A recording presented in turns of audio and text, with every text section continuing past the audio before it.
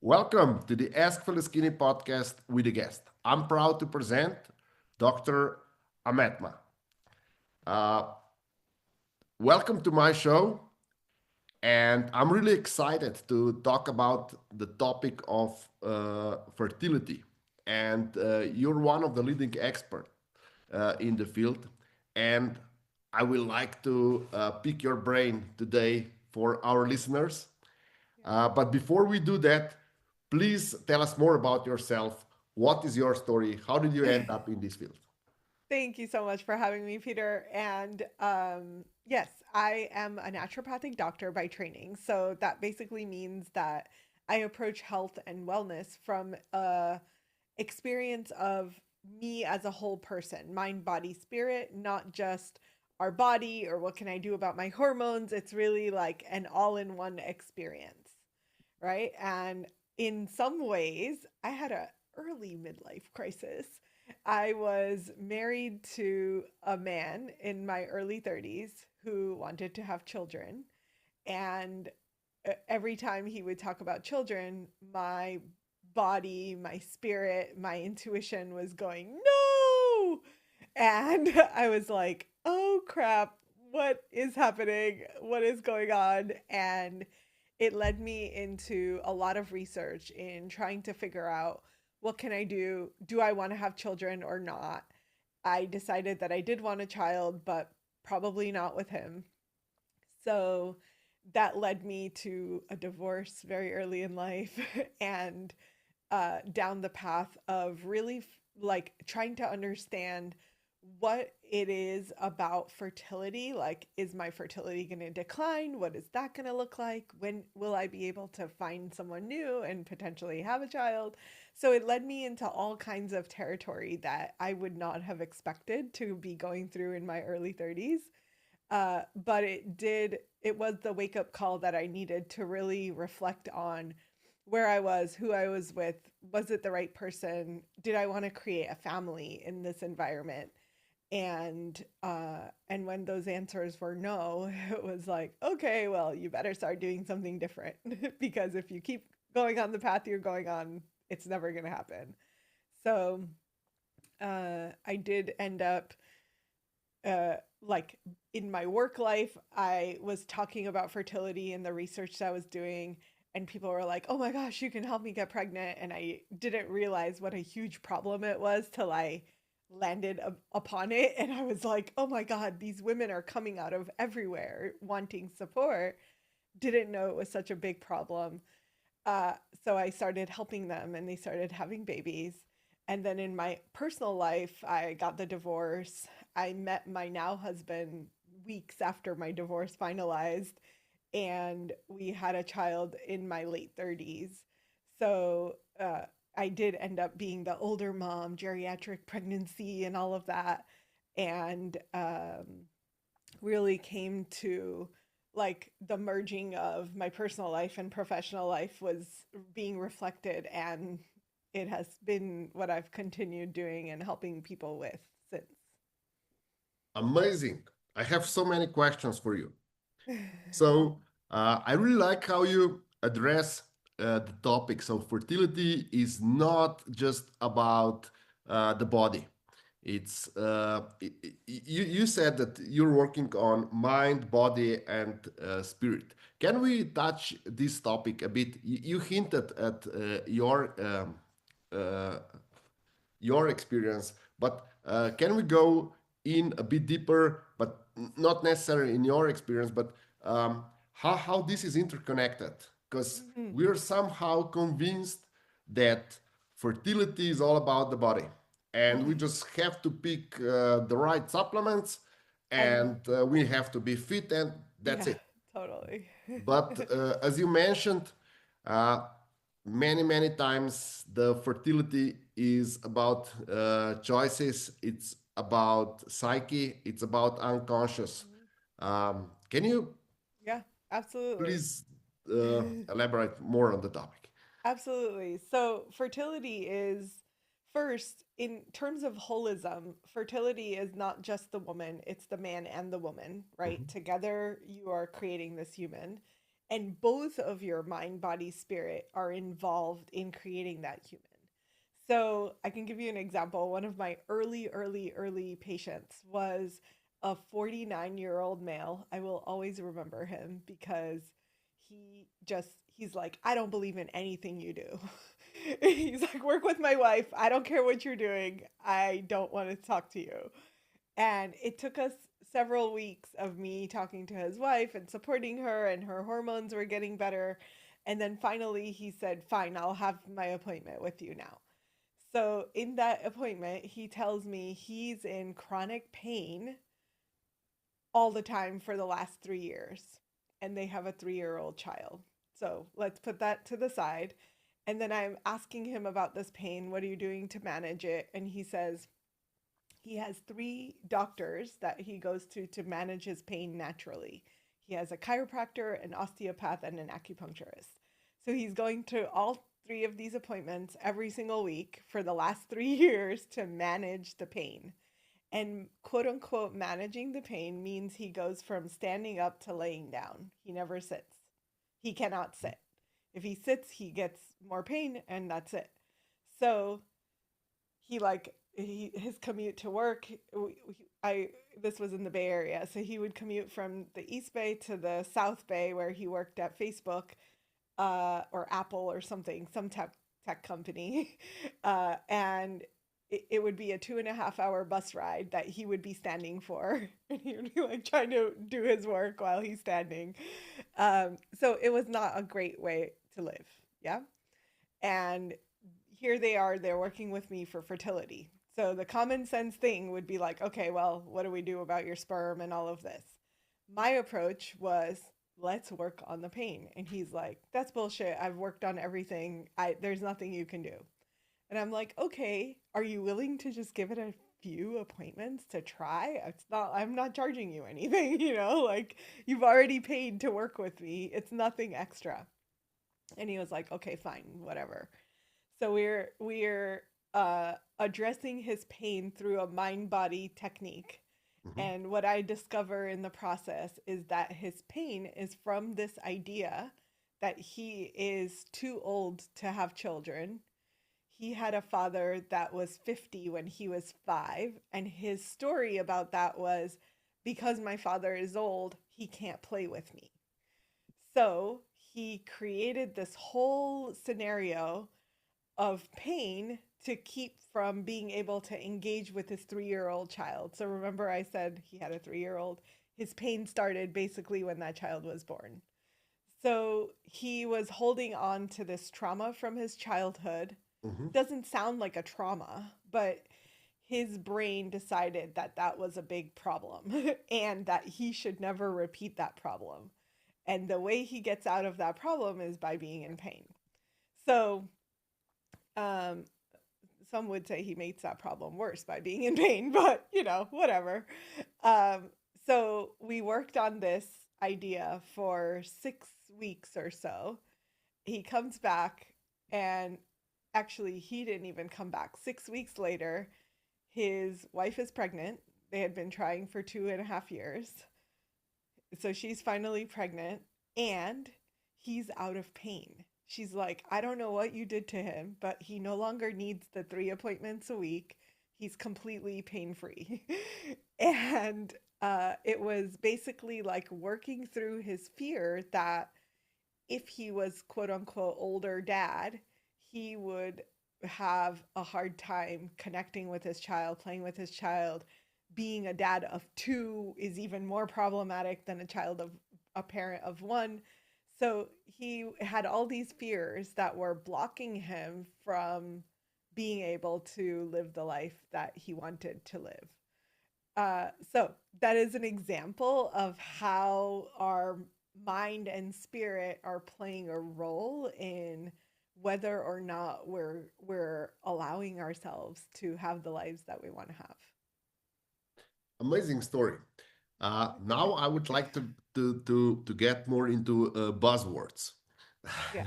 and Sure. uh, I would like to talk about burnout and survival mode, because according to my experiences in my practice, uh, people that are in burnout or in survival mode, that is, let's say, another way to put it, they have problem conceiving uh, children, and they need to get out of the burnout and out of the survival mode in order to be able to let's say, to meet their biological um, markers to be able to conceive. What's your experience with burnout and survival mode?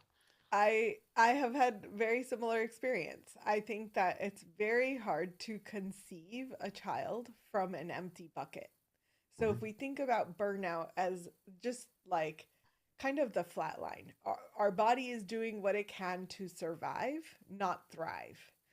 And in that place, it becomes very hard to have extra reserves to grow a whole another human, right? So, especially true for women, but also true to a certain extent for men. If they're running on empty, it's really hard to imagine, like, oh, yes, let's make a child. And a lot of people are trying to do it still, right? They could be aware that they're burnt out, they're tired, they're exhausted all the time. They maybe are not even getting good quality sleep. It's they know that something is out of whack in their bodies. And yet they think that the right approach is to override this experience and say, ah, it's not going to get any better, so I should just have a child now. Unfortunate or Unfortunately or fortunately, really, our body is helping to protect us from that experience. And the way that it does that is if you are in survival mode, it is more frequent that you're spending more and more of your time in fight or flight type of survival. Everything comes into your life. You're like, oh my gosh, I got to fight this. I got to move through it. I got to do what I need to do to survive. And in that state, we can forget about having safety, which is our nervous system saying everything is good. I'm not in a fight or flight state. And if we are not in a safety mode, the survival mechanism is overriding the reproduction mechanism. So it's sort of like our brain is getting a signal that we're fighting the lion in the jungle instead of what we need for reproduction, which is I am safe. Does that make sense? So Yes. we have one or two of these modes. We can either be in survival or we can be in safety. And every time we drop out of safety into survival, our reproductive system just turns off.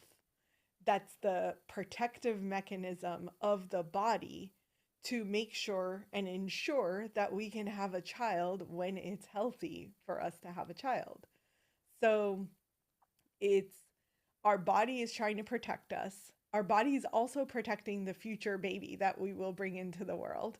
Oh, if you're in the jungle fighting a lion, you probably shouldn't be procreating right now. So the body says, "Ah, we don't need that. Let's turn it off." Mhm. It's the one system in our body that's never needed for our own survival. So it's the first system that the body can say, ah, not needed. Let's turn it off. I'm trying to conserve resources. I'm trying to save as much of my resources for existence and survival. So let me turn off the things that I don't need so that I can conserve more of my resources. It would be like, oh, I have less money in the bank account. Let me cancel all the extra subscriptions for Netflix and HBO and whatever. Like you're getting rid of the fluff so that you can focus on what you absolutely need, like water and gas and the mortgage and the roof over your head. So the body's doing the same thing, right? Our Mhm. body has that mechanism built in, and it can say, "Oh, the biggest bulk of our life force energy actually goes into reproduction." So turning that system off actually gives us a lot more of our energy back so that we can survive and fight off whatever jungle, whatever lion we were fighting off in the jungle instead of procreating. That's interesting. I would like to go a bit back when you explained about your client, patient that he had this traumatic experience from his childhood. And my experience is that there are three things blocking the infertility fertility in either a man or or women, and that are traumas, fears, and grudges. Would you agree with that? Because I do believe that is the fastest way to, let's say, um, enable flow of energy through the body if we uh, get rid of these resistors, as I call it Yeah. in energetic Yes. way. Yep. I agree with you. I think I call it removing the blocks. So removing Mhm, the blocks is one of the first things that we need to do. And for a lot of us, those blocks are things that we are holding on to from our previous experiences. Sometimes we made those decisions very unconsciously from the need for protection, right? So mhm, I like in my experience, I've seen a lot of women with fibroids and endometriosis that have an extreme trauma history, rape, sexual molestation, abuse of some sort that they have inherited and absorbed into their body, and it will often grow into these fibroids.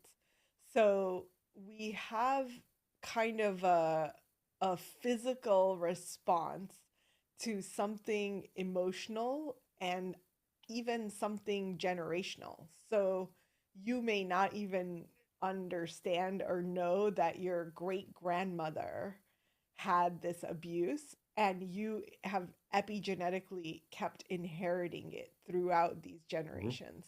So there's many levels to that, like trauma or fears that are keeping us stuck in the patterns that we have. Okay, now to something more tangible.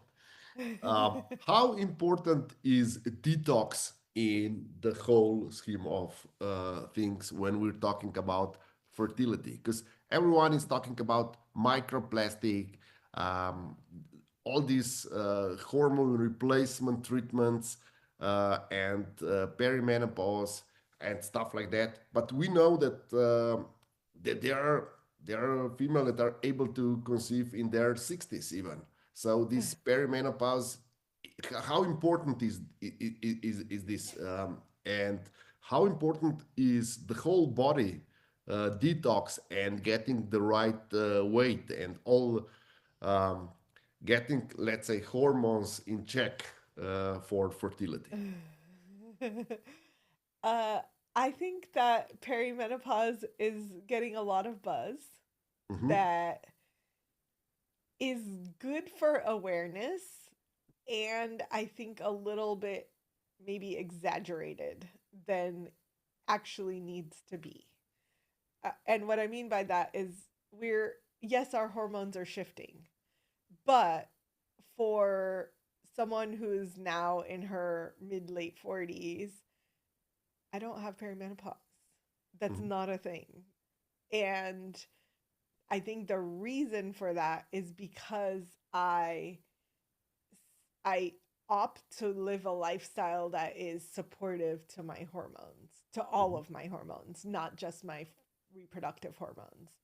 So I think that a lot of the perimenopause, quote unquote, symptoms that a lot of women experience are coming from not living in alignment with the hormones that they have in their bodies.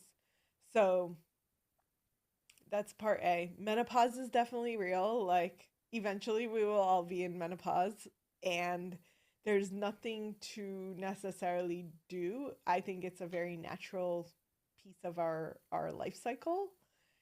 And the idea of fertility being affected at certain ages. So there's this kind of fertility drops off of a cliff at 35. By 40, you pretty much are going to have struggles getting pregnant.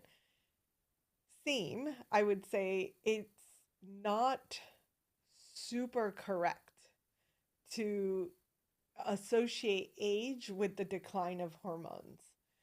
And I think that there's a lot of layers of what's happening that is playing a role in what's going on with our hormones. And toxins are absolutely a piece of that puzzle. We are exposed, an average female has applied over 126 toxins and chemicals onto her skin before she leaves the house in the morning. Mhm. So the exposure to these toxins, even if in microdoses for a long period of time, are certainly going to have an effect on our body if our body's not able to detox it appropriately. So we do need to prioritize detox. There's huge value in getting rid of things like microplastics, phthalates, which is another big one that is an endocrine disruptor. So phthalates are going to be everything fragrance, all the things that smell good, your candles, your air fresheners, stuff like that. And then and glyphosates. So those are my big three that are going to have the highest ROI on fertility, female hormones, male hormones actually also, because of the endocrine disruption aspect. They are playing a feedback loop in the body that says the body should stop making the hormones that it's making, in men testosterone, in women estrogen, because there's so much of it floating around from these chemicals that our bodies being introduced to. So if we can help to get rid of some of that load, then often our endocrine system resets and it says, oh, I actually do need to make these hormones again. Let's go back and make those. So toxins, getting rid of toxins, honestly, as quickly and as early in life as we can. So if you're 40, now is the time to start. If you're 30, now is the time to start. If you're 20, now is the time to start, right? Like the less the better. And most of the detox is avoidance. So, like, I have a 7-year-old child, and for some reason, he loves to do the things that we don't want him to do. And one of those things is plastic water bottles. For some reason, the water out of a plastic water bottle tastes 200 times better than his glass water bottle that's purified water. Right? It's filtered, it's purified, it's like the best top level water that you could get. Yet he will always opt for the plastic bottle. And so little things like that that are so seem like very low on the reward scale that actually make a huge difference. And it's going to be better for him in the long run to have avoided the plastic bottles as much as we could possibly avoid. So, he has his occasional exposure at a birthday party or something like that, but most of the time he does not get plastic water bottles. We don't have them in the house. Mhm. So, we do as much avoidance as possible because these toxins are accumulating over time. So, at 40, you're going to have a lot more accumulation than at 30 and going backwards. So the less we accumulate over our lifetimes, the better. And the longer that our hormones are more likely to stay balanced if we have lesser exposure. Okay, one more topic before we conclude. Sure. Diet. How Okay. important is diet to our fertility? And are you a fan of fasting or intermittent fasting? Sure. Okay. So, diet is crucial to Mhm. fertility and to hormones. But diet is going to vary a lot from person to person. So, Hmm. what's the right diet for me is going to be very different from what's the right diet for you. We want to optimize the diet in a general way for everyone, eating 8 to 9 servings of fruits and vegetables, more vegetables than fruit, getting the most macronutrients that we can possibly get, avoiding things like refined carbohydrates, refined processed food. All of that is going to stay the same across the board. Hmm. But when it comes to very individualized things like should I intermittent fast or not, I would say more likely than not, the answer for men is going to be yes, probably Hmm. fine. And for women, that answer is going to be probably not. Okay. So men and women are very different. Women, when they intermittent fast, if if they are menopausal, can be a totally different thing. But if you are trying to conceive, then intermittent fasting is the exact opposite of what you want Hmm. for your body. You want to be fueling appropriately. You want to actually getting the well spaced out meals is ideal for our blood sugar. So there's a lot of different caveats for supporting the body to increase the level of safety that it feels. And blood sugar is one of the things that it's going to be safe or not safe. So if you can imagine, like, if you're in the jungle and you're hunting and you don't have time to eat, you're going to be like fasting for 12 hours while you're hunting. That's going to take a hit on your degree of safety. Hmm.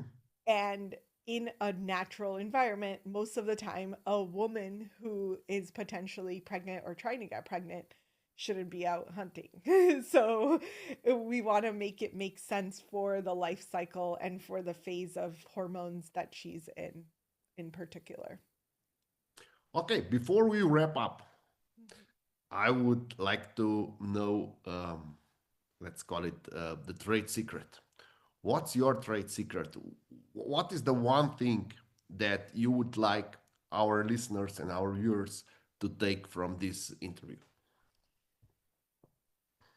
Yeah, that's a good question. I would say the one thing would be get to the root of the problem. Mhm. So there is, and we've talked about it a little bit, it's mind, body, and spirit. The root of your problem might be the trauma that you experienced at 8 years old. I don't know what that is, but getting to the root is essential for helping support your fertility and not needing to go through extreme treatments to have the family that you desire. So I would say do what you can to really understand what's at the root of it. uh, I do have an app that is helping support people with this assessment to figure out the root. We only focus on the body. We do not talk about mind and spirit on this app. It's way too much information. But even in the body system, the root is not always the hormones. The root Mhm. can be gut inflammation or blood sugar imbalance or thyroid or adrenals, like so many hormones that are interplaying and affecting whether or not reproduction is on or off. So, getting to the root is kind of the leading principle if you want to have that family that you really desire and you don't want to have to spend 100 grand to do it. Thank you very much for all this information. Where can our listeners and viewers find you? Yeah, awesome. So you want to go to madrefertility.com for the app. So you can do this assessment Mhm. online, it's free. And then it will guide you to diet and supplement and lifestyle and all the things. And then for me personally, you can follow me on Instagram at Holistic Fertility Doctor. Thank you. Thank you very much for all these insights. You're very welcome.